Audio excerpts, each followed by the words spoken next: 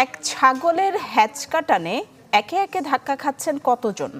সম্পদশালী মতিউর পরিবারের পর ছাড় পেলেন না আলোচিত সাদিক এগ্রোর মালিক ইমরান হোসেনও।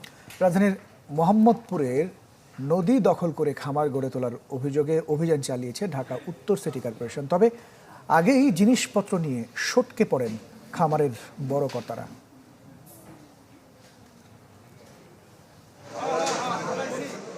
এই সেই 15 লাখ টাকার তকমা পাওয়া ছাগল, যে কিনা নাড়িয়ে দিল কতজনকে, চিনিয়ে দিল মতিউর রহমান নামে রাজস্ব বোর্ডের এক ধনাঢ্য কর্মকর্তাকে, উন্মোচন করল দেশ বিদেশে তার ছেলে মেয়েদের বিলাসী জীবন।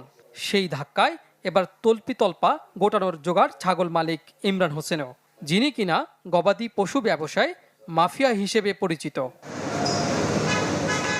আলোচিত সাদিক এগ্রোতে অভিযানের খবর পেয়ে আগেভাগেই সরিয়ে ফেলা হয় গবাদি